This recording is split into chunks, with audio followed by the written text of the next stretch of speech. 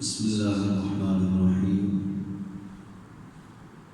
رب اشرح لي صدري ويسر لي أمري واحلل عقدة من لساني يفقهوا قولي. الحمد لله وكفى وسلام على سيد الأنبياء والمرسلين. أما بعد فأعوذ بالله من الشيطان الرجيم. بسم الله الرحمن الرحيم. والذين هم للزكاة فاعلون. صدق الله العظيم وصدق رسوله النبي الكريم الأمين. إن الله وملائكته يصلون على النبي يا أيها الذين آمنوا صلوا عليه وسلموا تسليما. درود پاک باور بلند پڑھیں. والصلاة والسلام عليك يا سيدي يا رسول الله وعلى آلك وأصحابك يا سيدي يا حبيب الله. والصلاة والسلام عليك يا سيدي يا نبي الله وعلى آلك وأصحابك يا سيدي يا نبي الله. مولاي صل وسلم دائما أبدا على حبيبك خير الخلق كلهم. هو الحبيب الذي ترجى شفاعته لكل هول من الأحوال مقتحم. يا أكرم الخلق ما لمن ألوذ به سواك عند حلول الحادث الأمم. رب صل وسلم دائما أبدا على حبيبك خير الخلق كلهم. خالق کائنات جل جلالہ وعظم جلالہ وأتم برہانہ وأعظم شانہ کی حمد و ثنا اور اس کے پیارے حبیب حضور کلور شافی یوم النشور دستگیر جہاں بمسار زمان سید سرورہ حبیب قسام قائد المرسلین شفیع المذنبین رحمت للعالمین جناب احمد مصطفیٰ حضرت محمد مصطفیٰ صلی اللہ تعالی علیہ وسلم کی بارگاہ میں حدیث درود و سلام عرض کرنے کے بعد رب کائنات اللہ شانہ کا بےحد فضل عظیم ہے کہ آج الحمدللہ ماہ رمضان کا دوسرا جمعہ مبارک ادا کرنے کے لیے ہم سب دوست حاضر ہیں. دعا ہے خالق کائنات جل شانہ اس جمعہ مبارک کو اس ماہ رمضان کو ہم سب کے لیے خیر و برکت کا باعث بنائے اور خصوصاً ماہ رمضان سے ہم سب کو مستفید ہونے کے لیے اللہ توفیق عطا فرمائے. حضرات محترم، مسلمان ہونے کے ناطے ہمارے اوپر کچھ احکامات اللہ کی طرف سے لازم ہیں جن پر عمل کرنا ہر بندے مومن ہر مسلمان پہ لازم ہے. اللہ تعالیٰ جل شانہ نے جو دین اسلام ہمیں عطا فرمایا ہے، اللہ نے اس دین پر عمل کرنے کے لیے، اس دین کو سمجھنے کے لیے ہمیں کچھ عبادات عطا فرمائی ہیں جن کو ارکان اسلام کہا جاتا ہے. یوں سمجھ لیں کہ یہ وہ ارکان ہیں اسلام کے، یہ وہ اسلام کے پلر ہیں جن پہ اسلام قائم رہتا ہے. اگر ایک بھی پلر ہٹا دیا جائے بندے کا ایمان ختم ہو جائے گا، وہ بندہ اسلام والا نہیں رہے گا، دارا اسلام سے وہ بندہ خارج ہو جائے گا۔ ارکان اسلام میں سب سے پہلے رب فرماتا ہے میرے محبوب علیہ السلام کا کلمہ پڑھو، میرے محبوب علیہ السلام کے ساتھ نسبت رکھو، میرے محبوب علیہ السلام کی غلامی اختیار کرو۔ عبادت بعد میں ہے، پہلے حضور کی غلامی ہے، بندگی رب کی بعد میں ہے، پہلے حضور کا پیار ہے۔ یہ تھوڑی بات نہیں ہے، یہ معمولی بات نہ تو اس کو سمجھے۔ اللہ چاہتا پہلے نماز میری ادا کرو، پہلے میری خاطر روزہ رکھو، پہلے میرے راستے میں زکوٰۃ ادا کرو، پہلے میرے گھر کا طواف کرو، پھر آخر میں کہتا کہ میرے محبوب کا کلمہ پڑھو۔ اللہ فرماتا ہے نہیں، مجھے ماننے کے لیے ابتدا ہی میں اپنے محبوب سے کر رہا ہوں۔ یہ بہت بڑی بات ہے، بہت بڑی بات ہے۔ اللہ اگر ہمیں سمجھ عطا فرما دے، رب کو ماننے کے لیے رب نے اپنے محبوب کا در ہمیں دکھایا ہے، رب نے اپنی پہچان کروانے کے لیے اپنے محبوب کے در پہ ہمیں بھیجا ہے، رب نے ہمیں اپنی شناخت کروانے کے لیے اپنے محبوب کا در ہمیں بتایا ہے، رب نے اپنی بندگی کے لیے اپنے محبوب علیہ السلام کی نسبت ہمیں عطا فرمائی ہے۔ اس لیے فرمایا پہلے کلمہ پڑھو۔ کس کا؟ فرمایا میرے حبیب کا، میرے محبوب کا، تمام نبیوں کے امام کا پہلے کلمہ پڑھو۔ اب یا اللہ کلمہ پڑھ لیا ہے، فرمایا اب نماز ادا کرو، اب میری بندگی کرو، فرمایا اب مجھے راضی کرنے کے لیے اب تم روزہ بھی رکھو، اب میری بارگاہ میں درجات کی بلندی کے لیے فرمایا اپنے رزق حلال میں سے زکوٰۃ بھی ادا کرو، اور پھر فرمایا میری بارگاہ میں کامیاب ہونے کے لیے پھر میرے گھر کا کے طواف بھی کرو، حج بھی کرو۔ تو یہ 5 وہ ارکان ہیں جن پہ اسلام قائم ہوتا ہے۔ ان میں سے کسی ایک کا بھی انکار کر دیا جائے وہ بندہ مومن نہیں رہتا، وہ بندہ بے ایمان ہو جاتا ہے۔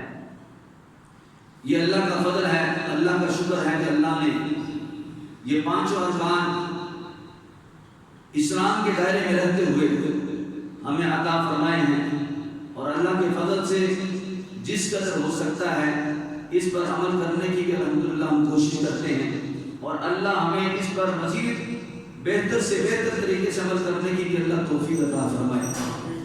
حضرات محترم، آج کی ہماری جو گفتگو کا موضوع ہے وہ زکوٰۃ کی اہمیت پہ ہے۔ آج لوگ زکوٰۃ کے کچھ تو منکر ہو رہے ہیں اور کچھ تھوڑا ڈرتے ہوئے انکار تو نہیں کرتے ہیں، لیکن وہ دینے سے انکار کر دیتے ہیں، زکوٰۃ ادا نہیں کرتے ہیں۔ ایک وہ ہے جو صراحتاً زکوٰۃ کو اپنے اوپر وہ جبر سمجھتے ہیں، وہ اپنے لیے اس کو ظلم تصور کرتے ہیں کلمہ پڑھنے والے۔ غیر مسلم کی بات نہیں میں کر رہا ہوں۔ آج کل چونکہ میڈیا کا دور ہے اور بڑے بڑے ایسے بد زبان لوگ ٹی وی پہ آ کے اور اس طرح بکواسات دین کے اوپر کرتے ہیں کہ وہ سمجھتے ہیں کہ شاید یہ دین اسلام جو ہے یہ ایک بناوٹی دین ہے، جس کا جتنا دل کرتا ہے مان لے، جس کا جتنا دل کرتا ہے انکار کر دے، اس سے کوئی فرق نہیں پڑتا، چونکہ کلمہ جو پڑھ لیا ہم نے تو اس لیے کلمہ پڑھنے کے بعد کوئی بندہ چاہے نماز کا انکار کر دے، چاہے وہ زکوٰۃ کا انکار کر دے، وہ مطلب کہ اس کے اوپر کوئی پابندی نہیں ہے۔ تو کچھ لوگوں نے اس دین کو معمولی سمجھ لیا اور اس کو حقیر جانتے ہوئے نعوذ باللہ دین اسلام کے جو احکامات ہیں جن پہ دین قائم رہتا ہے انہیں کا انکار کرنا شروع کر دیا ہے۔ تو یاد رکھیں جو مطلقاً زکوٰۃ کا منکر ہو جائے وہ بندہ کافر ہے، اس بندے کے ایمان کی کوئی گارنٹی نہیں ہے۔ وہ چاہے ساری زندگی بعد میں نماز بھی ادا کرتا رہے، وہ ساری زندگی حج بھی کرتا رہے، وہ روزہ بھی رکھتا رہے، کلمہ بھی رسول اللہ کا پڑھتا رہے اور عشق مصطفیٰ کے دعوے بھی کرتا پھرے، لیکن وہ ایک رکن زکوٰۃ کا جو ہے اگر اس کا انکار کر دیتا ہے کہ میں زکوٰۃ کو نہیں مانتا، تو اللہ تعالیٰ جل شانہ اس کی کسی ایک عبادت کو بھی اپنی بارگاہ کے اندر قبول نہیں فرماتا ہے۔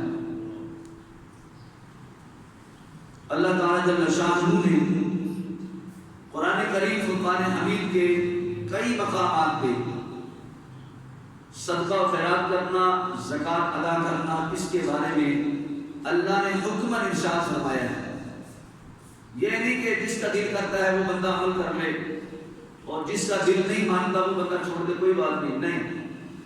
اللہ تعالیٰ جل شانہ نے حکم ارشاد فرمایا ہے، اور یہاں پر ارشاد فرمایا کہ والذین هم للزکاۃ فاعلون، فلاح پاتے ہیں جو زکوٰۃ کو ادا کرتے ہیں، یعنی کہ کامیاب ہونے والے وہ لوگ ہیں جو اپنے حلال رزق میں سے، حلال مال میں سے رب کے راستے کے اندر خیرات کرتے ہیں۔ رب کائنات جل شانہ نے ایسے بندوں کو کامیاب قرار دیا ہے جو بندے رب کے حکم کے مطابق اپنے مال میں سے زکوٰۃ ادا کرتے ہیں۔ کچھ وہ ہیں جو انسانیت کے ناطے لوگوں کی ویسے خدمت کرتے ہیں، ان میں مسلمان بھی ہیں اور ان میں غیر مسلم بھی، ایسی بڑی تنظیمیں ہیں، بڑے ایسے لوگ ہیں جو ایسے ادارے بنے ہیں جو انسانیت کے ناطے غربا کی، مساکین کی مدد کرتے ہیں۔ لیکن کامیاب وہ بندہ ہے جو بندہ ایمان لانے کے بعد لوگوں کی مدد کرتا ہے، اور پھر جو نصاب شریعت مطہرہ نے اس کو بیان کیا ہے اس کے مطابق اگر وہ بندہ اپنا مال رب کے راستے میں زکوٰۃ کی صورت میں خیرات کرتا ہے تو پھر وہ بندہ اس حکم سے بری ذمہ ہو جاتا ہے، وہ بندہ پکڑ میں نہیں آتا، وہ بندہ مجرم نہیں ہوتا۔ اور ایک بندہ وہ ہے جو عمومی طور پہ لوگوں کی مدد کرتا ہے، ثواب تو ہے اس میں، اجر تو اللہ نے رکھا ہے اس میں بندے مومن کے لیے، لیکن اگر وہ زکوٰۃ کو ترجیح نہیں دیتا ہے، یعنی جو حکماً اس کو کہا گیا ہے کہ آپ نے اتنے مال میں سے اتنا پیسہ رب کے راستے میں خیرات کرو، وہ توجہ نہیں کرتا، وہ پیسے خراب کر دیتا ہے، ٹھیک ہے یار زکوٰۃ بھی نکل گئی سارا کچھ ہوتا ہے، وہ نہیں، وہ بندہ زکوٰۃ کے حکم سے بری نہیں ہوتا ہے۔ تو اس کے لیے یہ ہے کہ وہ بندہ پہلے اپنی زکوٰۃ کا حساب لگائے گا کہ میرے اوپر شریعت مطہرہ کی طرف سے کیا حکم لگتا ہے اور کتنی زکوٰۃ میرے اوپر لازم آتی ہے، اور پھر اس کے بعد جو ہے وہ بندہ اس پیسے کو غربا میں، مساکین میں، یتیموں میں وہ خیرات کرے گا تو وہ بندہ پھر اس حکم سے بری ہوگا۔ اگر وہ ویسے خیرات کرتا رہتا ہے، حساب نہیں لگاتا ہے، تو اس میں اگر وہ پیسے کم ہوئے اور نیت زکوٰۃ ادا کرنے کی نہ ہوئی تو اس کے اوپر وہ حکم زکوٰۃ کا بقیہ رہے گا۔ اس واسطے یہ اللہ کے راستے کے اندر خیرات کرنا، یہ زکوٰۃ ادا کرنا، لوگوں میں اپنا رزق حلال خیرات کرنا کتنی بڑی نیکی ہے، کتنا بڑا اجر ہے، اللہ اس سے کتنا راضی ہوتا ہے، اور اللہ اپنے بندوں کو کتنا نوازتا ہے۔ فرمایا لن تنالوا البر حتى تنفقوا مما تحبون، رب کائنات جل شانہ ارشاد فرماتا ہے ہرگز نیکی حاصل نہ کرو گے جب تک اپنی پسندیدہ جو چیز ہے اس کو رب کے راستے کے اندر خیرات نہیں کر دیتی۔ اب ظاہری بات ہے، اب آپ اس معاشرے کا اگر جائزہ لیں اور ذرا توجہ کریں، آپ یہ دیکھیں گے کہ ہر چھوٹے سے بڑا بندہ وہ مال کا حریص ہے، پیسے کا حریص ہے، دولت کا حریص ہے۔ آپ اپنے بچوں میں تجربہ کر کے دیکھ لیں، بچے اشیاء کم مانگتے ہیں، پیسہ زیادہ مانگتے ہیں۔ مانگے، چاہے 100 روپیہ مانگے، چاہے 500 روپیہ مانگے، یا وہ ڈیمانڈ اتنی زیادہ کرے گی تو پیسے کے بغیر وہ ڈیمانڈ پوری نہیں ہوتی ہے۔ اور اس کے علاوہ جو بڑے ہیں، ظاہری بات ہے گھر کا نظام چلانے کے لیے پیسہ ہوگا تو گھر کا راشن پانی چلے گا، گھر کی ضرورتیں پوری ہوگی۔ تو گویا کہ اس زمانے کے اندر اس وقت جو سب سے بڑی جو کمزوری اس امت کی ہے وہ پیسہ ہے، وہ مال ہے۔ یہ مال آج لوگوں کو اتنا زیادہ محبوب ہو گیا ہے کہ مال کی خاطر لوگ قتل کر دیتے ہیں، بندوں کو مار دیتے ہیں، اپنے عقید و اقارب کے اوپر جو ہے ان کی جائیداد کے اوپر بھی قبضہ کرنا شروع کیا جاتا ہے۔ تو گویا کہ مال اس زمانے کے اندر بندے کی سب سے زیادہ اہم ضرورت ہے اور سب سے زیادہ محبوب چیز ہے، اور اللہ یہی فرماتا ہے میری بارگاہ کے اندر محبوب ہونا چاہتے ہو تو پھر اپنی جو محبوب اور پسندیدہ جو چیز ہے اس کو میرے راستے میں خراب کرو۔ تو فرمایا اگر کوئی بندہ ایسا نہیں کرے گا تو وہ بندہ اس وقت تک نیکی کو نہیں پہنچ سکے گا، یعنی کہ جو رب تعالیٰ جل شانہ نے نیکی کے ذریعے سے درجات بندے کو عطا فرمانے اس مقام تک نہیں پہنچ سکے گا جب تک وہ اپنی پسندیدہ چیز اپنے بندے مومن کو اپنے بھائی کو عطا نہیں فرما دیتا ہے۔ حضرت ابن عمر رضی اللہ تعالیٰ عنہ آپ اپنے دور میں شکر خیرات کیا کرتے تھے اور شکر کی گولیاں بھر بھر کے خیرات کرتے۔ تو لوگوں نے کہا کہ حضرت جن کو یہ خیرات کر رہے ہیں ان کی تو کئی طرح کی ضرورتیں ہو سکتی ہیں اور آپ یہ شکر تقسیم کرتے ہیں۔ کہا اللہ یہی فرماتا ہے لن تنالوا البر حتى تنفقوا مما تحبون، اور میں تم اس وقت تک نیکی کو نہیں پہنچ پاؤ گے جب تک اپنی پسندیدہ چیز میرے راستے میں خراب نہ کرو۔ تو فرمایا مجھے شکر بڑی پیاری ہے، پیسے کا نہیں کہا تو مجھے پیسہ بڑا پیارا ہے، وہ لوگ تو پیسے سے بھاگتے تھے۔ فرمایا مجھے شکر بڑی محبوب ہے تو میں رب کے حکم کے مطابق شکر تقسیم کرتا ہوں۔ رب یہی فرماتا ہے جو تجھے پسند ہے وہ میری بارگاہ میں خیرات کر۔ ماہ رمضان کا مہینہ ہے، کئی دوست اپنی طرف سے بڑی محبت کا اظہار کرتے ہیں، وہ غرباء کو مساکین کو اپنی طرف سے کپڑا بھی خرید کے دیتے ہیں، ایسے ہوتا ہے نا۔ اب حکم یہ ہے کہ رب کی بارگاہ کے اندر اگر مقبول ہونا چاہتے ہو تو خرچ وہ کرو جو تجھے محبوب ہے۔ اب مجھے تو محبوب ہے جناب 5,000 روپے والا سوٹ، مجھے محبوب ہے 3,000 والا سوٹ،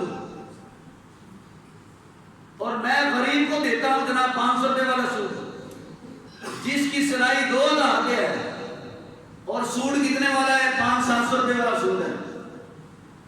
رب فرماتا ہے میرے راستے میں اگر خیرات کرتے ہو لوگوں کو خوش کرنے کے لیے نہیں مجھے راضی کرنے کے لیے اگر خیرات کر رہے ہو تو فرمایا پھر مجھے میرے راستے میں وہ دو جو تو خود پہنتا ہے۔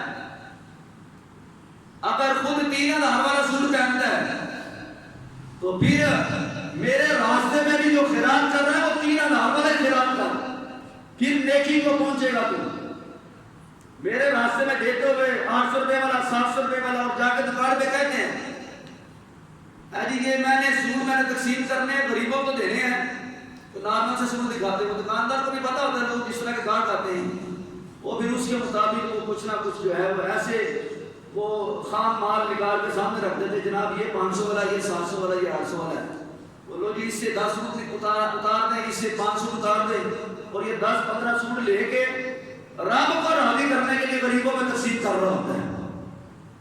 کیا میں نے کہا جی رب کو راضی کرنے کے لیے وہ سوٹ غریبوں میں تقسیم کر رہا ہوتا ہے جس کو ساری زندگی کبھی اس بندے نے اپنا تعمت بھی نہیں بنایا ہوتا ہے کہ میری شان میں فرق پڑتا ہے کہ جناب یہ کپڑا میں پہنوں، خاندان والے کیا کہیں گے، محلے دار کیا کہیں گے، مسجد میں جاؤں گا تو سماجی کیا کہیں گے کہ وہ کپڑا پہنتا ہے اتنا گھٹیا قسم کا کپڑا، یہ تو غریب بھی نہیں پہنتے، اور جب غریب کو دینے کی باری آتی ہے تو وہی گھٹیا قسم کا کپڑا دیتے ہیں کہ غریب بھی بیچارہ دیکھ کے رکتا ہے۔ میں جس ممبر پہ بیٹھا ہوں نا، جس جگہ پہ بیٹھا ہوں، میری ڈیوٹی ہے، مجھے لوگ اکثر وقتاً فوقتاً سوٹ وغیرہ دے دیتے ہیں، اپنی محبت کے اظہار کر دیتے ہیں۔ جہاں پہ اتنا ماحول نہیں ہے، میں پہلی مسجد میں تھا، بڑے لوگ مجھے سوٹ دیتے تھے، کبھی کوئی مثال کے طور پہ کہ عمرہ پہ گیا تو اس نے کوئی نہ کوئی تحفہ دے دینا، کوئی فوتگی ہوگی تو اس نے تحفہ دے دینا، کسی کے گھر میں محفل میلاد پہ گئے تو اس نے تحفہ دے دینا۔ آپ یقین کریں پچھلے سال میں نے اتنے سوٹ تقسیم کیے، پورا ٹرنک بھرا ہوا تھا۔ وہ کیوں تقسیم کیے؟ وہ میں سمجھتا تھا یار میرے پہننے والے نہیں، اس کو میں کیا کروں؟ اور میں نے کئی مرتبہ میں نے کہا خدا کا نام ہے، اگر کوئی کپڑا دینا ہوتا ہے نا چاچی کا دیا کرے تو بندہ تاج میں پہن نہیں سکے، تمہارے اس سارے سواب کا فائدہ مجھے بتاؤ۔ کپڑا دیتے ہو 800 والا، دردی مانگتا ہے 2000 روپے سلائی، تو بھائی اس سے بہتر ہے ہم اس کپڑے کے دلال ہی اچھے ہیں۔ کیوں نہیں حاجی صاحب؟ میں نے کیا غلط تو نہیں کہا؟ میں نے اس سے بہتر ہے بندہ مولوی بغیر کپڑے کو چنگا اپنے پلے خرچ کر لے، اور چنگا مندہ جہنجدہ بھی ہے، وہ پتا یار میں نے خود تو خریدا ہے، اور میں اکثر الحمدللہ اپنے کپڑے خود خرید کے پہنتا ہوں۔ میں زیادہ مطلب کہ باہر کے میں کپڑے بہت کم میں استعمال کرتا ہوں، یعنی کہ تکلیف ہوتی ہے دیکھ کے۔ مجھے یاد پڑتا ہے ایک وقت تھا، میرا ایک اسٹوڈنٹ تھا، عید آئی، میرا سوٹ میری مسز کا سوٹ، وہ ساتھ کچھ پیسے کر سکے، پاپا نے عید بھیجی ہے۔ میں نے دیکھا، میں کہا یار تیری بڑی مہربانی، پاپا نے کہا ایل کی تو بھیجتے آئندہ نہ بھیجنا۔ سب کیا ہوگا؟ میں نے کہا یہ سوٹ گھر بھی پہن کے خود پاپا نہیں کر سکتا۔ میں نے کہا یہ جو سوٹ لا کے مجھے دیا ہے تمہاری ماما ایسا سوٹ پہنتی ہے؟ نہیں کر سکتا۔ میں نے کہا یہ مجھے صحیح بتانا، یہ سوٹ کتنے پاپا لے کے آئے تھے، کن کو دینے کے لیے لے کے آئے تھے؟ کیسا گھر پہ جتنے ملازمین ہیں نا ان کے لیے، غریبوں میں تقسیم کرنے کے لیے۔ میں کہا بندو بھی ہونے سے سمجھے بات سمجھ میں آ رہی؟ یعنی کہ ہم بندے کو نہیں دیکھتے، ہم کہتے ہیں کہ جناب ٹھیک ہے جو گھٹیا چیز آتی ہے اسی کو رب کے راستے میں خراب کرتا ہے۔ اور میں نے کہا بھائی ہاتھ جوڑے آپ کے لیے، آج کے بعد سوٹ نہ دینا، ہمیں اس چیز کی عادت نہیں ہے۔ یہ کپڑا دے کے بھی آپ ہمیں مجرم بنا دیتے ہو، ہم مجبور ہو جاتے ہیں اگر یہ کپڑا کسی کو دے تو وہ بھی ہمیں باتیں کرتا ہے، لو جی لوگوں کو تبلیغ کرتے ہیں، اور ہمیں جو دے رہے ہیں وہ ایسا خستہ کپڑا دیتے ہیں کہ جو پہننے کے قابل نہیں۔ میں نے پچھلے سال تقریباً کوئی 20-25 سوٹ میں نے ایسے تقسیم کر دیے، تو دائیں بائیں میں نے دے دیے، میں نے کم و بیش۔ تو مطلب یہ وہ حالت ہے ہماری کہ ہم رب کو راضی کرنے کے لیے جب کام کرتے ہیں تو پھر رب تو یہ فرماتا ہے کہ وہ چیز میرے راستے میں خراب کرو جو تجھے پسند ہے۔ ایک بندے کو جناب علی کی مثال کے طور پہ اگر اس کو پسند ہے چنے والے چاول، تو کیا ضرورت پڑی ہے بریانی بنانے کی؟ بھی تھوڑے میں کام سر رہا تو چنے والے بنا لو، مجھے جو پسند ہے یہ چیز۔ اگر مجھے جناب زردہ پسند ہے تو میں کیوں جناب علی بریانی کا خرچہ کروں؟ میں زردے کے مطابق وہ کام کر کے تو میں رب کو راضی کروں۔ گویا کہ رب یہ فرماتا ہے، رب تمہارے اوپر کوئی بوجھ نہیں ڈالتا ہے، رب تعالیٰ تمہیں تنگی نہیں دینا چاہتا ہے، تمہیں مجبور نہیں کرتا۔ رب یہی فرماتا ہے میری بارگاہ کے اندر مقبول ہونا چاہتے ہو، مجھے راضی کرنا چاہتے ہو، تو پھر وہ چیز میرے راستے میں خراب کرو جو تجھے پسند ہے۔ تمہیں مال پسند ہے تو فرمایا کہ اب پھر اپنے مال میں سے کچھ حصہ میرے راستے میں خراب کر دو، زیادہ نہ کرو، تھوڑا کر دو۔ کتنا کرے یا اللہ؟ فرمایا میرے محبوب سے پوچھ لو۔ اب وہ کیا ہے؟ وہ ایک شریعت بنا دی گئی، ایک قانون بنا دیا گیا، ایک نظام بنا دیا گیا۔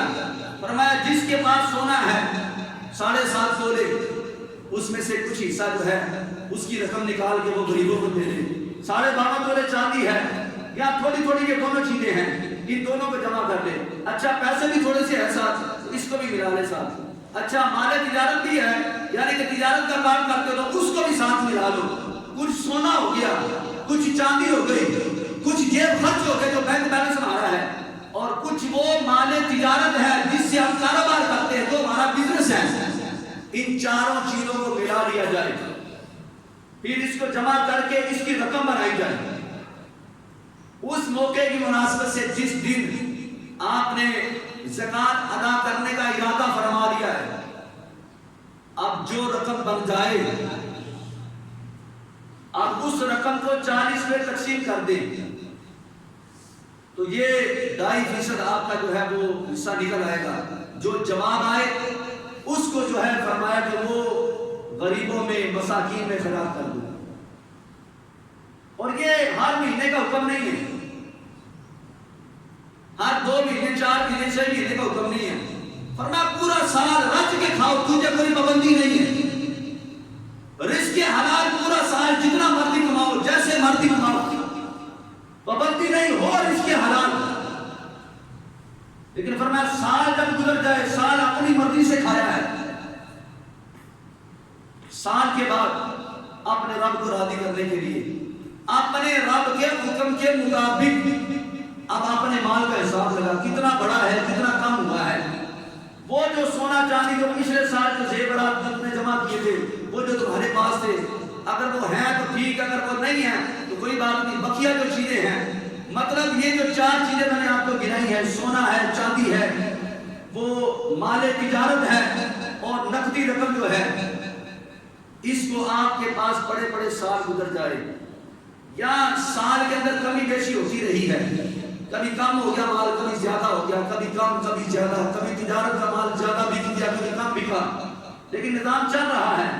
سال کے بعد حساب لگا لو، جتنا مال بنتا ہے اس میں سے صرف جو ہے 40 میں تقسیم کرو، 2.5% حصہ نکال کے رب کے راستے میں خیرات کرو. تو کوئی زیادہ نہیں ہے، کوئی مشکل نہیں ہے. اگر آپ 1 لاکھ کا حساب لگائیں نا تو 1 لاکھ میں سے صرف 2500 روپے بنتا ہے، تو 2 لاکھ کا کتنا ہو گیا؟ 5000. اب ظاہری بات ہے جتنا مال بڑھے گا اتنی زکوٰۃ بھی بڑھتی جائے گی. اب کوئی بندہ 10 لاکھ کا مالک ہے، کوئی بندہ 20 لاکھ کا مالک ہے، یا اتنا مال تجارت ان کے پاس ہے، یا اس نے کوئی ایسا پلاٹ خرید کے رکھا ہے کہ خریدتے وقت نیت یہ تھی کہ یار جب ذرا وقت اچھا آئے گا تو میں پلاٹ کو سیل کر دوں گا، اور اس کے پاس کوئی ایسا نظام نہیں ہے، صرف پلاٹ اس نیت سے خریدا تھا. گاڑی خریدی ہے یا خریدنے کا ارادہ ہے، رکھی اپنے لیے، استعمال خود کرنی ہے، لیکن خریدتے وقت نیت بیچنے کی ہے.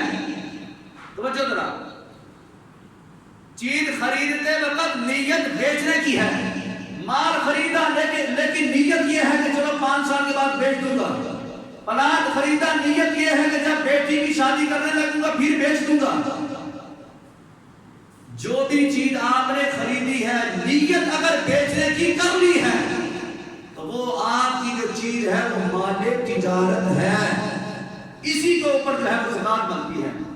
اب آپ نے جناب علی پلاٹ خرید لیا 30 لاکھ کا، گاڑی خرید لی جناب علی، چلو زیادہ ناسی مہنگی چلی چلائے تو 10 لاکھ کی گاڑی خرید لی، 30 اور 10 40 لاکھ بن گیا. آپ کہتے ہیں جناب میرا تو اتنا کاروبار ہی کوئی نہیں ہے، میرے پاس تو کچھ نہیں، تو میں زکوٰۃ کس بات کی دوں؟ نہ میرے پاس سونا ہے، نہ میرے پاس چاندی ہے، نارمل زندگی گزار رہا ہوں، مہینے کا بل آ جائے تو میں پریشان ہو جاتا ہوں، بل کہاں سے ادا کروں؟ تو بھائی یہ جو جائیداد تم نے بنا کے رکھی ہے اپنے لیے تو نہیں نہ رکھی. میری بات سمجھ آ رہی ہے آپ کو؟ یہ جو پلاٹ گلی کے کونے پہ وہ جو خرید کے تو نے بڑا سجا کے رکھا نا جناب، یہ فلاں ملک صاحب کا، فلاں شیخ صاحب کا ہے، فلاں میاں صاحب کا پلاٹ ہے، نیم پلیٹ لگی ہوئی ہے، اور پتہ ہی ہے ہمارا پلاٹ ہے، پورے خاندان میں مشہور ہے.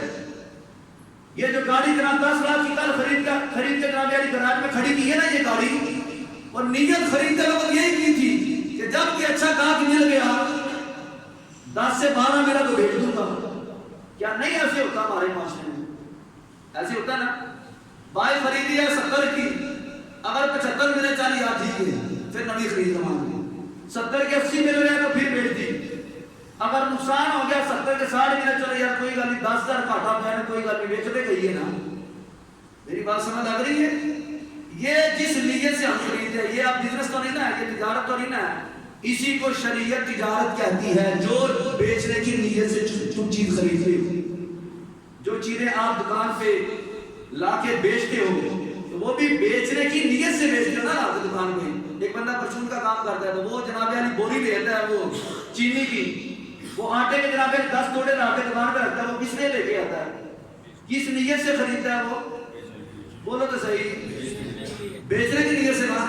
یہ تو نہیں نا کہ میرے گھر کا یہی راشن ہے، نہیں. ہاں چلو جتنی ضرورت پڑے گی اسی میں سے راشن نکال لوں گا، لیکن نیت تو بولو بیچنے کی ہے. جب نیت بیچنے کی ہے تو پھر وہی مال تجارت ہے. تو جو مال تجارت ہے جس کی نیت بیچنے کی ہے اسی میں سے شریعت کہتی ہے کہ اسی میں سے سال کے بعد حساب لگاؤ. اب وہ پلان خریدا تھا 30 لاکھ کا، سال کے بعد ہو گیا جناب علی 45 لاکھ کا.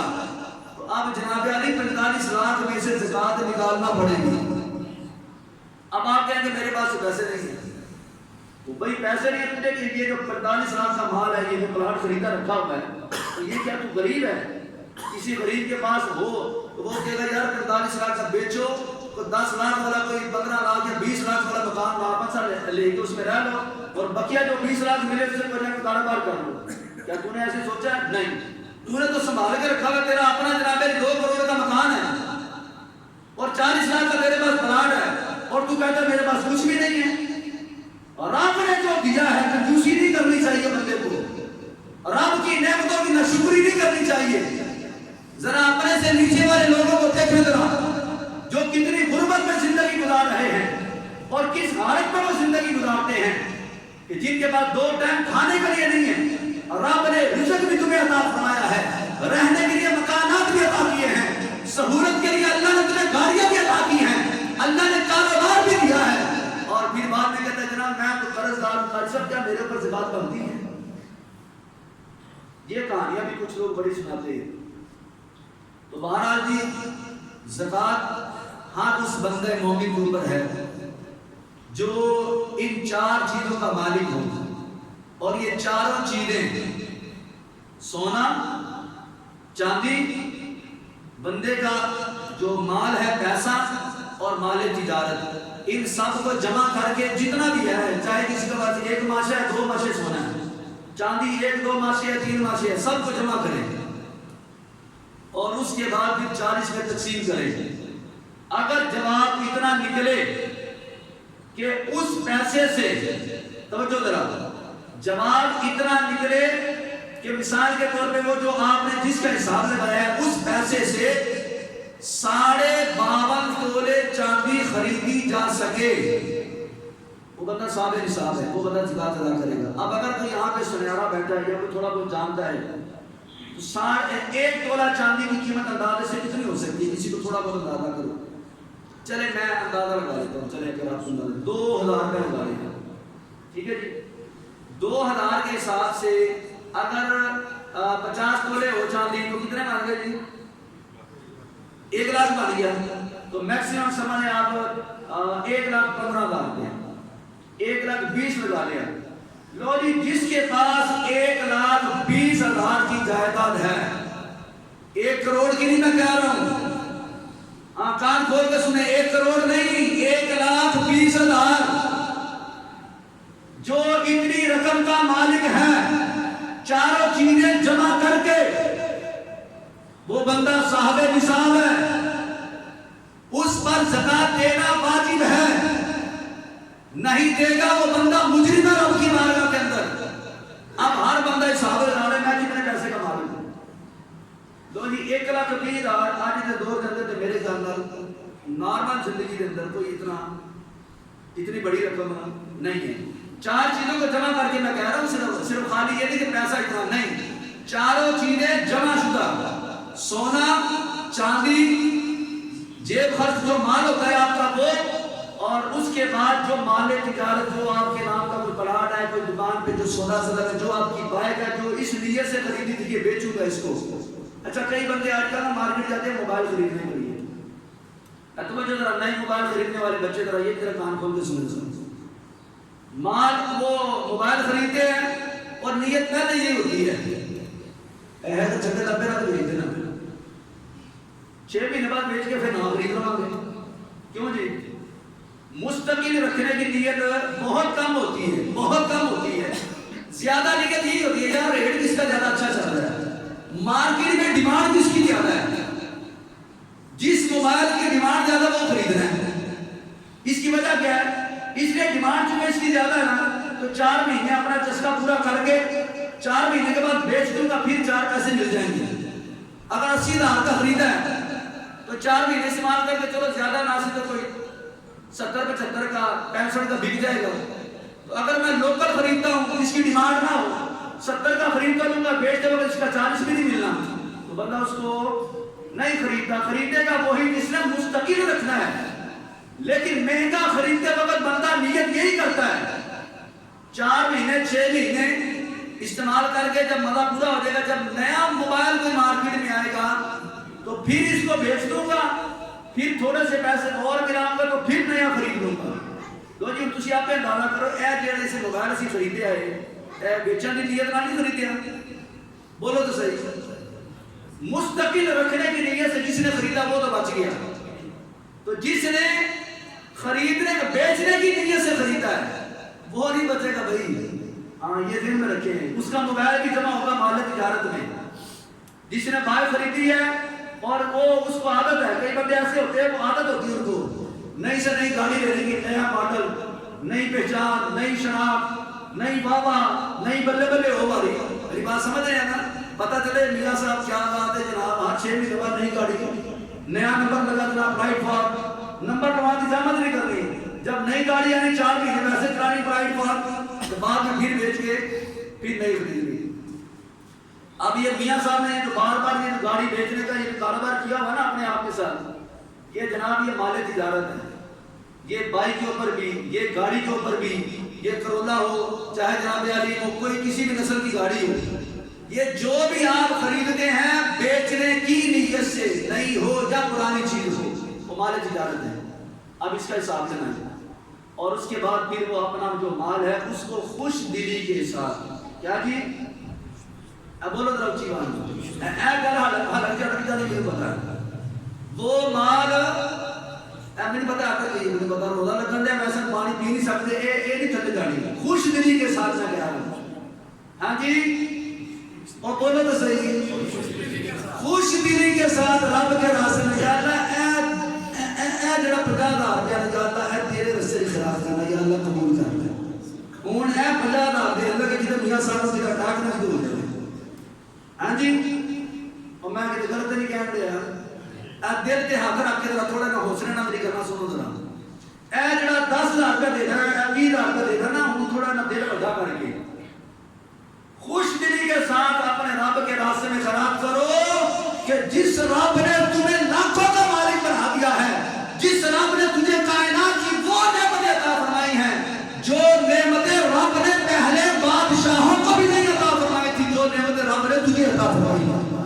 گنتی کروا دوں، یہ پنکھا چل رہا ہے مجھے بتاؤ کیا فرعون کے محل میں یہ پنکھا لگا ہوا تھا؟ ایمانداری سے بتاؤ، یہ جو اے سی تمہاری مسجد میں لگا ہوا ہے کیا فرعون کے محل میں اے سی چلتا تھا؟ اور بھائی وہ ساری دنیا میں حکمرانی کرنے والے بھی اے ٹھنڈیاں ہوا نہیں سی رہ سکتے، رب نے ان کو یہ نعمتیں نہیں عطا فرمائی تھی۔ فرعون بہت بڑا بادشاہ گزرا، پوری دنیا میں حکومت کی، لیکن اس کے لیے ایسے قالین نہیں تھے جو تمہارے لیے رب نے قالین بنوا دیے ہیں۔ گرمی ہو تو جناب ٹھنڈے مشروبات ہیں، سردی ہو تو گرم مشروبات رب نے تمہیں عطا فرما دیے ہیں۔ سردی کے لیے گرم لباس ہے، گرمی کے لیے ٹھنڈا لباس ہے، کیا کیا نعمتیں اللہ نے تمہیں عطا فرمائی۔ وہ لوگ جانوروں پہ سواری کرتے تھے، ملک صاحب کو وہاں جناب گدے تے سواری کر کے وہاں گزرا گئے، تے بے نہ پھر جناب ملک صاحب کو پیچھوں والا کیسے کسی آندی ملک صاحب نے کہا جڑے پجارا تو تھلے نہیں نہ تھلے، تے فرعون نے پوچھ کے دیکھو تو کی سواری کر رہے، تو پوری دنیا کا بادشاہ سی، وہ کہے گا یار نہ میرے کو کرولا تے نہ میرے کو جناب میری پجارو تے نہ جناب علی اے جڑے جہاز چڑھے تے نہ ٹریناں تے نہ کاراں تے نہ گڈیاں میرے کو کچھ بھی نہیں سی۔ وہ آکھے گا میں تے جناب ساری زندگی حکومت تے کیتی ہے لیکن سفر میں جانوراں تے کیتا ہے، رب دا شکر نہیں، اور بولو تو صحیح رب دی نعمت نہیں۔ رب نے کیسی کیسی نعمتیں ہمیں عطا فرمائی جو رب نے پہلے بادشاہوں کو بھی نہیں عطا فرمائی، پھر بھی بندہ ناشکرا ہو جائے اور منکر ہو جائے کہ جناب علی میرے پاس تو مال نہیں، میرے پاس کچھ نہیں ہے۔ رب کی بارگاہ سے ڈرنا چاہیے، رب کی پکڑ سے ڈرنا چاہیے۔ رب نے جو کچھ ہمیں عطا کیا ہے رب نے یہ بادشاہوں کو بھی نہیں عطا کیا۔ ادھر بیٹھے ہو ابھی فون ملاتے ہو، والد صاحب جناب علی وہ عمرہ کرنے کے لیے گئے، ابا جی کیا حال ہے؟ ٹھیک ہے عمرہ کر لیا ماشاءاللہ، طواف کر لیا، کتنے عمرے کر لیے، کیا نہیں ہوتا ایسے؟ ہاں جی پاپا جی جناب علی وہ امریکہ بیٹھے تھے اتوں ڈالر بھیجن دے نے ادھر جناب علی اما جی کا فون جاتا ہے ابھی بیٹے کی جناب علی وہ 1.5 لاکھ روپیہ اس کی جو وہ فیس دینی ہے بچہ بیمار ہو گیا ڈاکٹر نے اتنے پیسے مانگ رہے ہیں جناب ادھر ڈالر آن دے ادھر فون جان دے ادھر فون آن دے گلا ہوتی ہیں میں بیٹھا جو بندہ گھر بیٹھ کے گلا کر رہے ہیں لیکن بندہ دنیا کے دوسرے کونے پہ بیٹھا ہے پہلے کی ہوتا سی حضرت سلیمان علیہ السلام اللہ کے نبی ہیں اللہ تعالیٰ نے ہر چیز پر ان کو یہ حکمرانی عطا فرمائی تھی حتیٰ کہ ہوا پر بھی حکمرانی تھی لیکن پھر بھی ان کو اپنا پیغام پہنچانے کے لیے اپنا کوئی نہ کوئی قاصد بھیجنا پڑتا تھا کہ فلاں کو جا کے میرا پیغام دو میں اللہ کا نبی ہوں میرا کلمہ پڑھو ملکہ بلقیس کہاں ہے وہ دنیا کے دوسرے کونے میں رہتی ہے اور یہاں سے حضرت سلیمان علیہ السلام اپنے وہ پرندے کو بھیجتے ہیں وہ کبوتر جاتا ہے رکا لیتا ہے اور ملکہ بلقیس وہ دنیا کے دوسرے کونے میں بیٹھی ہے جہاں پہ سے کام نہیں کی اللہ کا نبی چاہے تو اپنی آواز پہنچا دے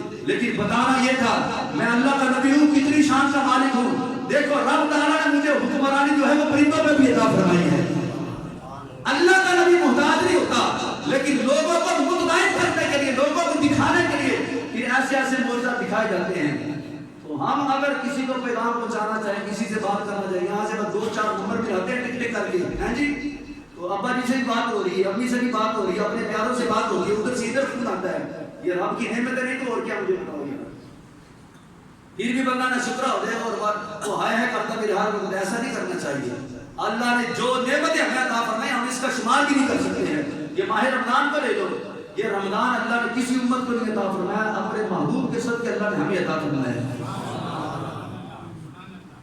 جتنا مال رب نے ہمیں دیا اتنا مال اللہ نے پہلوں کو نہیں دیا تو فرمایا پھر روتے کیوں کہ جو رب نے تمہیں مال دیا اس میں سے کچھ حصہ پھر غریبوں کو بھی دے دو غریبوں کا حصہ اللہ نے تمہیں عطا فرمایا یار یہ دیکھو کتنی مزے کی بات ہے بندے تو دونوں رب بھی ہے پیسے والا بھی اور غریب بھی رب نے ایک کو زیادہ دے دیا ایک کو کم دیا یا اللہ تو مالک ہے تیری مرضی تیری قدرت تیری شان لیکن یا اللہ یہ بھی تو تیرا بندہ ہے یہ بھی تیرا بندہ ہے ایک کو زیادہ دیتا ہے ایک کو کم دیتا ہے اللہ کی مرضی ہے لیکن اللہ نے قانون بنا دیا فرمایا تجھے زیادہ دیا نا چل اپنے بھائی کو دے تجھے اس لیے زیادہ دیا تیرے لیے بھی تجھے زیادہ دیا فرمایا اس کے لیے تجھے زیادہ دیا ہے جب تو اپنے اس مال میں سے اپنے بھائی کو تو اگر مال دے گا تو فرمایا تمہارے دونوں کے اندر آپس میں پیار اور محبت بڑھنا شروع ہو جائے گی تمہارا تعلق مضبوط کرنے کے لیے فرمایا کہ تمہیں زیادہ مال دے دیا تھا ہے اسی کے حصے کا تھا لیکن دیا تجھے ہے تو اپنے ہاتھ سے اس کو دے دے وہ تجھ سے راضی ہو جائے گا اگر ناراض ہے ناراضگی ختم ہو جائے گی کوئی جھگڑا ہے کوئی جھگڑا ختم ہو جائے گا تمہارا آپس میں تعلق مضبوط ہو جائے گا جب تم آپس میں تعلق جوڑ لو گے تمہارا رب جو ہے وہ تجھ سے راضی ہو جائے گا تو کیا چاہ رہے ہیں زکات ادا کرنی چاہیے کیوں جی اپنا اپنا حساب لگا لیں بالکل اگر کسی کا حساب میں وہ پیسے نہیں نہ آتے وہ ویسے خیرات کرتے ہیں تو خیرات کرنے کے لیے اپنے قرب جوار میں آپ دیکھیں جو آپ کے خاندان میں جو آپ کے محلے میں جو آپ محسوس کریں کہ یہ بندہ خستہ حالی میں زندگی گزار رہا ہے اس کو جو ہے وہ اپنے رزق حلال میں سے اتنا عطا فرما دے چلو وہ یہ جو عید کی خوشیاں ہیں یہ جو مقدس دن جا رہے ہیں رمضان کے اس میں خوشی خوشی اپنے بچوں کے لیے جو ہے وہ راشن پانی کا ان کے لیے جو ہے وہ خوشیاں میں شامل ہونے کے لیے وہ اپنے کپڑوں کا کوئی ایسا انتظام کر لے تاکہ اس کو بھی عید والے دن یہ محرومی محسوس نہ ہو کہ جناب علی میرے بچے جو ہیں وہ ان کے تن پہ تو وہ لباس نہیں ہے اور وہ جناب علی وہ غریب کا وہ امیر کا جو بچہ ہے اس نے اتنے قیمتی لباس پہنے ہیں مجھے یاد پڑتا ہے کچھ عرصہ پہلے کی بات ہے یہ ٹی وی پہ بھی شاید یہ بات چلی تھی تو بچیاں تھیں اپنے باپ سے کہا کہ ابا جی ہمیں چوڑیاں پہنا دیں صبح عید ہے تو ہماری سہیلیوں نے بھی نئی نئی کپڑے اور نئی نئی چیزیں خریدی ہیں تو آپ ہمیں چوڑیاں پہنوا دیں تاکہ ہم بھی کل صبح جو ہے وہ اپنی سہیلیوں کے ساتھ خوشی میں شریک ہو جائے تو باپ کے پاس اس دور میں یہ تھوڑی پرانی بات ہے 10 روپے نہیں تھے اپنی بیٹیوں کے ہاتھوں میں چوڑیاں پہنوانے کے لیے حتیٰ کہ بچیوں نے اسی دکھ کے اندر خودکشی کر لیا چھوٹی معصوم بچیاں تھیں اب مجھے بتاؤ کہ اب ان بچیوں کا کیا قصور تھا قصور اس امیر زادے کا تھا جس کو رب نے عزت دیا جس کو رب نے مال دیا لیکن اس نے غریب کا خیال نہ کیا اگر اس نے ایمانداری کے ساتھ اپنے مال میں سے زکات نکالی ہوتی، غریبوں کو دی ہوتی، تو پھر کوئی بھی غریب نہ پھندے چڑھے، نہ نہروں میں چھلانگ لگائے، نہ خودکشیاں کی جائیں، نہ جناب علی یہ چوریاں ڈکیتیاں ہوں۔ یہ سب کام اس وقت ہوتے ہیں جب ہم بندے کو موقع فراہم کرتے ہیں۔ بندہ چور نہیں ہوتا، بندہ مجرم نہیں ہوتا، بندے کو موقع چور بنا دیتا ہے۔ بندہ خوشحال ہو، موبائل سامنے پڑا ہو، کبھی بھی چوری نہیں کرے گا۔ چوری وہی بندہ کرتا ہے جو کمینہ من جس کے اندر پایا جاتا ہو، اور کمینہ من اسی وقت پیدا ہوتا ہے جب بندہ غربت کا مانا ہوتا ہے۔ جب غربت نہ ہو پھر بندہ یہ کمینگی نہیں دکھاتا ہے، پھر وہ بندہ جو ہے وہ چوریاں چکیریاں نہیں کرتا ہے۔ یہ اسی وقت ہوتا ہے جب بندہ بھوک سے تڑپ رہا ہو، مجبور ہو رہا ہو کسی وجہ سے، تو پھر بندہ ایسی بدکاریاں کرتا ہے۔ یہ بدکاریاں تب ہی ہوتی ہے جب ایک امیر زادہ کسی غریب کا بھلا نہیں سوچتا ہے، کسی غریب کو دیتا نہیں ہے، وہ اپنی جائیداد کے اوپر وہ سانپ کی طرح بیٹھا ہوتا ہے اور غریب کو دیتا نہیں ہے، تو پھر غریب جو ہے وہ بدکاریوں کے اوپر جو اتر آتا ہے۔ اس بات سے کوشش فرمائیں اپنے قرب و جوار میں دیکھیں جو آپ کا ایسا مفلس بندہ، غریب بندہ نظر آئے، جو گھرانا نظر آئے، اس کو اپنے مال میں سے کچھ حصہ ضرور عطا فرمائیں۔ اور میں ایک اعلان کرنا چاہتا ہوں، اپنی مرضی سے کر رہا ہوں، کسی کے کہنے پہ نہیں کر رہا ہوں۔ آپ کو پتا ہے کہ ہر بندے کی حالت ایک جیسی نہیں ہوتی ہے۔ کوئی بندہ امیر ہے، کوئی درمیانہ، کوئی اس سے نیچے، کوئی اس سے نیچے، جس کے نصیب میں جتنا جتنا اللہ تعالیٰ اس کو عطا فرماتا ہے۔ ہمارے شہزاد صاحب بیٹھے ہیں، آپ کے مسجد کے خادم ہیں، یہاں پہ مسجد کے کام کاج کرتے ہیں، دیکھ بھال کرتے ہیں بہت اچھے طریقے سے۔ پچھلے دنوں ان کی بائک اٹھائی گئی، غریب بندے ہیں اور اتنی زیادہ سیلری نہیں ہے کہ نئی بائک خریدی جا سکے، اور جو ہے وہ اتنی اماؤنٹ پیچھے بھی نہیں ہے کہ وہ نئی بائک لے لوں، کوئی سائیکل لے لوں، سائیکل کے پیسے نہیں ہیں۔ کئی مرتبہ میرے ساتھ سارے دکھ کا اظہار کرتے ہیں اور وہ پڑھتے نہیں بنتے ہیں، تو بڑا دکھ ہوتا ہے۔ اور جب سے بائک اٹھائی گئی ہے وہ زیادہ پریشانی بن گئی ہے۔ تو میں ایک برادرانہ آپ کو مشورہ دینا چاہتا ہوں، مشورہ دے رہا ہوں، کوئی کسی کو حکم نہیں لاگو کر رہا۔ آپ نے جو زکوٰۃ وغیرہ جو مثال کے طور پہ دائیں بائیں آپ نے جو خیرات کرنی ہے، میں چاہوں گا اس میں سے کچھ حصہ اتنا کم از کم آپ عطا فرما دیں کہ ایک غریب کو اچھے طریقے سے اس کی سواری دلوائی جائے۔ ہمارے کچھ جو نمازی جو مستقل جہاں پہ نماز ادا کرتے ہیں، پچھلے دنوں ان سے بات ہوئی تھی، کچھ پیسے انہوں نے جمع کیے ہیں اور صحیح صاحب ہمارے مسجد دانے میں بیٹھے ہیں، ان کے پاس وہ کچھ رقم جمع ہے، اور جو دوست خوش دلی کے ساتھ جتنا ہو سکتا ہے وہ دینا چاہیں وہ صحیح صاحب کو جمع کروا دیں، اور انشاءاللہ تعالیٰ امید ہے 2-4 دن کے اندر ہماری کوشش ہے کہ ان کو سواری لا کے دی جائے۔ اب وہ ایک بندہ تاج پورے سے آتا ہے پیدل، صبح دیکھیں ساری کا ٹائم کتنا مشکل ہوتا ہے آنا، آپ بھی سمجھتے ہیں، آپ کے لیے تو شاید ہو سکتا ہے کئی دوستوں کے لیے تو یہ ساتھ والے گھر سے آنا مشکل ہو جائے، لیکن وہ بیچارے اتنے دور سے آتے ہیں، اور اس کے علاوہ بھی جو بقیہ نمازیں ہیں اس میں بھی آنا جانا، اور پھر بچوں کو اسکول چھوڑنا، پھر لے کے آنا، یہ بڑی مطلب کہ ٹینشن بن چکی ہے۔ تو اس ٹینشن کو اب ہم نے مل جل کے دور کرنا ہے۔ کیا خیال ہے؟ آپ سے امید رکھی جائے، دوبارہ کوشش کریں کہ مجھے نام کہنا پڑے۔ آپ جو میں کہتا تھا وہ ایک بندہ اللہ کا سبھی ایسا ہوگا کہ ٹھیک ہے جی سر، میں اس بچے کو شہزاد بھائی کو میں نئی بائک خرید کے دیتا ہوں، کیا یار، اور آپ کو راضی کرنے کے لیے آئے نہیں آپ کے جی کہ میرے واسطے آئے جائے، رب کو بولو تو صحیح راضی کرنے کے لیے، زکوٰۃ بھی رب کو راضی کرنے کے لیے، حج بھی کرنے جاتے تو رب کو راضی کرنے کے لیے۔ وہ بھائی رب کو راضی ہی کرنا ہے تو میں آپ کو یہ طریقہ بتا رہا ہوں، صرف رب سچوں سے ہی نہیں راضی ہوتا، رب تعالیٰ اپنی مخلوق کے ساتھ محبت کے ساتھ پیش آنے سے، مخلوق کی ضرورت کو پوری کرنے سے بھی رب راضی ہوتا ہے۔ تو اس لیے کوشش فرمائیں اپنے دوستوں کی ضرورت کو پورا کیا جائے۔ اللہ پاک مجھے اور آپ سب کو مدد سے توفیق عطا فرمائے، آمین بجاہ نبی محمد صلی اللہ علیہ وسلم۔